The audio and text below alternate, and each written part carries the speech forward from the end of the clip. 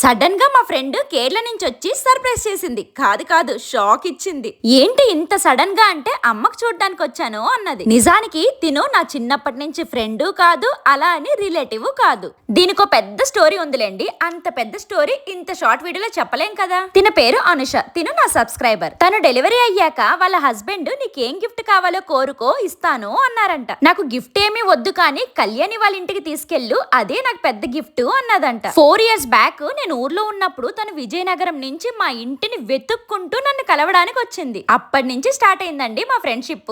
బెల్లం ఉన్న చోట చీమలు ఉండటం కామన్, కానీ ఆ బెల్లం కరిగిపోయాక చీమలన్నీ వెళ్ళిపోతాయి. కానీ అభిమానంతో కూడిన ఫ్రెండ్షిప్ మాత్రం లైఫ్ లాంగ్ అలానే ఉండిపోతుంది కదా. ఇంకా అందరం కలిసి అయితే షాపింగ్ కి వెళ్ళాము. ట్రెండ్స్ లో 70%, 60%, 50% పెడితే చూద్దాం అనేసి వెళ్ళాము.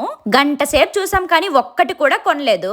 ఎందుకంటే మాకు నచ్చింది సైజ్ ఉండట్లేదు, సైజ్ ఉన్నది మాకు నచ్చట్లేదు. నేను వేసుకున్న డ్రెస్ కావాలంటే ట్యాగ్ రోడ్ లో ట్యాగ్ చేస్తాను, చెక్ చేయండి. చాలా కంఫర్ట్ గా ఉంది. పోనీలే మనతో పాటు పిల్లల్ని కూడా తీసుకెళ్దాం, వాళ్ళు కూడా ఎంజాయ్ చేస్తారంటే ఇక్కడ చూడండి మాకు ఎంజాయ్ లేకుండా చేస్తున్నారు. ఇంకా వీళ్ళతో పని కాదులే, ఇంకోసారి వద్దాము అనేసి బయలుదేరిపోతున్నాము. డిన్నర్ కి హైదరాబాద్ బిర్యానీకి వెళ్ళాము. మైసూర్ లో బిర్యానీ అండ్ పానీపూరి అయితే హైదరాబాద్ స్టైల్ ఉంది, కానీ నూడిల్స్ ఫ్రైడ్ రైస్ మాత్రం ఆ టేస్ట్ రావట్లేదు. కడుపు నిండా తినేసి ఇంటికి వెళ్ళిపోయాం.